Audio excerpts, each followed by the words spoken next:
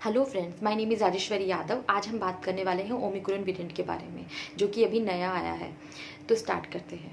Omicron का सबसे पहले पता चला हमें साउथ अफ्रीका के एक शहर बोट्सवाना के अंदर। वहाँ सबसे पहले इसे डिटेक्ट किया गया और उन्होंने WHO को जब ये बात बताई तो उन्होंने WHO ने इसे वेरिएंट ऑफ कंसर्न की कैटेगरी में डाला है कि ये एक वायरस है जो कि म्यूटेड होके वही डेल्टा वायरस था, उसका म्यूटेड रूप है ओमिक्रॉन। और ये रूप चेंज करके अब नया रूप में आ गया है। सबसे पहले भारत के अंदर अल्फ़ा आया था, फिर डेल्टा आया था और अब ये आया है। जो अल्फ़ा था वो कम ट्रांसमिसिबल था, उसके अंदर 2 से 4 लोगों तक वो फैलता था। जो डेल्टा आया था वो 5 से 6 लोगों तक, और जो लास्ट वाला आया है ओमिक्रॉन, ये फैलता है 12 से 18 लोगों तक। तो ये बहुत ज़्यादा ट्रांसमिसिबल एक वायरस है। अगला क्वेश्चन आता है कि क्या ये ज़्यादा खतरनाक है। तो अकॉर्डिंग टू एक्सपर्ट ये डेल्टा वायरस से कम खतरनाक है, बिकॉज ये बहुत ज़्यादा म्यूटेड हो चुका है।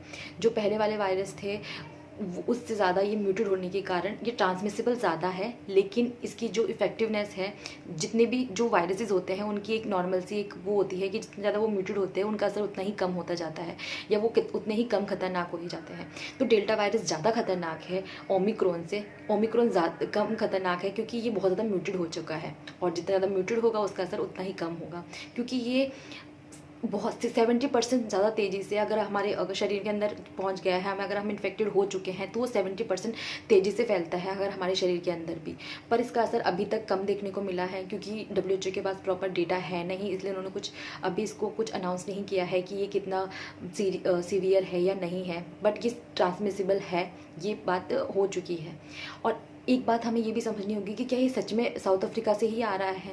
जब हमने वहाँ जब ये बात डिटेक्ट हुई, जब WHO ने इसको कंसर्न का विषय बताया, उसके बाद जब भारत में ओमिक्रॉन के वेरिएंट ढूंढे गए, हमने पहले कुछ नहीं ढूंढ रहे थे, पहले हम डेल्टा के पीछे ही थे। लेकिन जब साउथ अफ्रीका में जब एक केस आया, उसके बाद हमने ओमिक्रॉन को ढूंढना स्टार्ट किया। उसके बाद जो केसेस मिले उसमें से जो एक डॉक्टर था उसने कभी विदेश का सफ़र भी नहीं किया था, लेकिन फिर भी उसको ओमिक्रॉन निकला।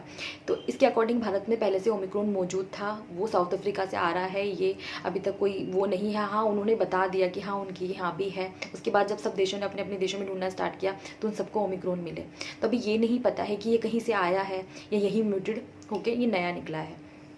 तो ये इसके बारे में कुछ था कि ये म्यूटेड हो चुका है, तो हमें इससे खतरा कम है। लेकिन डेल्टा वायरस को हम नज़रअंदाज कर रहे हैं, वो और ज़्यादा खतरनाक है, जो कि अभी भी है। उसके अभी भी केसेस आ रहे हैं, लेकिन हम सब उसको नज़रअंदाज करके ओमिक्रॉन के पीछे बढ़े हैं। जबकि हमें डेल्टा का भी उतना ही हमें ध्यान रखना चाहिए कि हमें वो वायरस ना इफ़ेक्ट करे। नेक्स्ट आता है कि इसकी क्या क्या लक्षण हैं।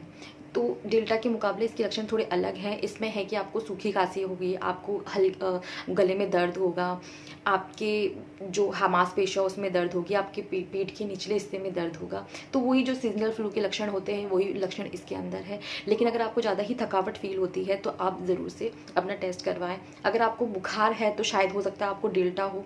तो आप कुछ भी अगर आपको लक्षण दिखे और आपको लगता है कि हो सकता है, तो आप ज़रूर से इसका टेस्ट करवाएं, क्योंकि हो सकता है आपको ओमिक्रॉन ना हो, आपको डेल्टा हो गया हो, जो कि ज़्यादा खतरनाक है और कम ट्रांसमिसिबल है। तो इस बात का भी आप प्रॉपर तरीके से ध्यान रखें। नेक्स्ट आता है कि क्या वैक्सीन इसमें हेल्पफुल है या नहीं है।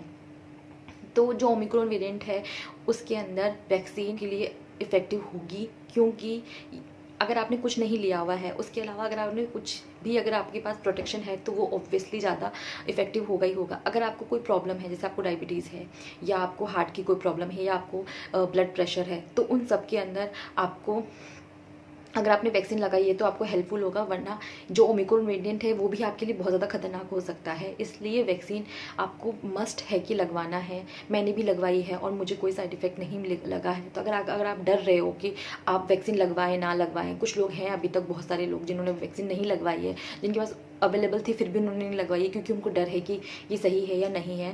तो ये बिल्कुल सही सेफ़ है, आप लगवाइए, क्योंकि आपको इससे प्रोटेक्शन मिलेगा। हमें नहीं पता है कि आगे क्या होने वाला है, ओमिक्रॉन कौन सा रूप लेने वाला है, तो इससे अच्छा ये है कि हम पहले से ही इसके लिए तैयार रहें। तो हमें वैक्सीन ज़रूर से ज़रूर लगवानी है, ये मस्ट है, ताकि हम ओमिक्रॉन वेरिएंट या ये वेरिएंट अगर अपना भयावह रूप भी दिखाए तो हम इससे लड़ सकें। तो हमारी ये तैयारी ज़रूर होनी चाहिए। आगे वैसे भी सरकार बूस्टर डोज भी शायद लॉन्च कर दे, तो पर हमें पहले वैक्सीन तो लगवाएं ताकि बूस्टर डोज भी हम बाद में ले सकें। नेक्स्ट आता है कि ये बच्चों के लिए कितना ख़तरनाक है। तो मेरे अकॉर्डिंग, क्योंकि बच्चों के लिए ना तो कोई वैक्सीन बनी है और बच्चे ना ज़्यादा समझते हैं, और हम बड़े होकर भी हम भी इन चीज़ों का पालन नहीं कर रहे हैं कि हम कोई गाइडलाइंस फॉलो नहीं कर रहे हैं, हम ना कोई मास्क लगा रहे हैं। तो बच्चों के लिए ज़्यादा, क्योंकि बच्चे हमसे ही सीखते हैं और हम इन चीज़ों का पालन नहीं कर रहे, तो ऑब्वियसली बच्चों के लिए बहुत ज़्यादा खतरा है। अगर बच्चों को डेल्टा होता है तो भी उनके लिए प्रॉब्लम है, और उनको ओमिक्रॉन होता है जिसके बारे में हमें ज़्यादा नॉलेज नहीं है, तो वो भी उनके लिए डेंजरस हो सकता है। तो हमें ज़्यादा से ज़्यादा प्रोटोकॉल हमेशा अपने बच्चों को घर के अंदर रखना है, और जितनी भी गाइडलाइंस है उनका पालन करना है। हमें मास्क ज़रूर लगाना है, बच्चों को हमें उनका हैंड वॉश, उनको जितने भी जो पहले कर रहे थे वो वापस करना स्टार्ट हो जाए, क्योंकि वही एक बचाव का तरीका है। और सच बात यह है कि अगर बीमारी होने से पहले अगर हम बचाव कर ले, तब तक हमारे पास डेटा भी उपलब्ध हो जाएगा, ताकि हम इसके बारे में और अच्छे से बात कर सकें और बच्चों को और अच्छे से प्रोटेक्ट कर सकें। तो ये कुछ थे आंकड़े। हमें बच्चों को प्रोटेक्ट करना बहुत ज़्यादा ज़रूरी हो गया है, क्योंकि हमें कुछ भी नहीं पता है कि आगे क्या होने वाला है। नेक्स्ट आता है कि क्या थर्ड वेव आएगी।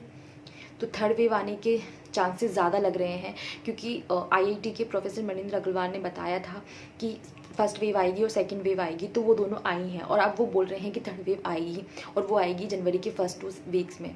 वो क्यों? क्योंकि अब क्रिसमस चल रहा है, शादियां निकली है, अब न्यू ईयर ईव आएगी, हम इतना बाहर निकल रहे हैं, और वैसे भी ओमिक्रॉन बहुत ज़्यादा तेज़ी से फैलता है, तो थर्ड वेव कंफर्म है, क्योंकि हम नहीं सुधर रहे हैं।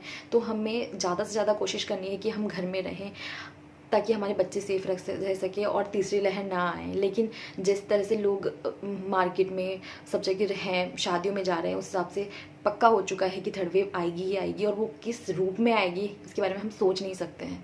तो सबसे अच्छा यही है कि घर पे रहें, सारे गाइडलाइंस को पालन करें। अगर आपको बाहर ज़्यादा ज़रूरी काम हो तभी आप जाएं, क्योंकि हमें ओमिक्रॉन ने भी अभी तक पूरा बताया नहीं है। ओमिक्रॉन से एक फर्स्ट डेथ हो चुकी है, तो फर्स्ट डेथ हो चुकी है अमेरिका के अंदर।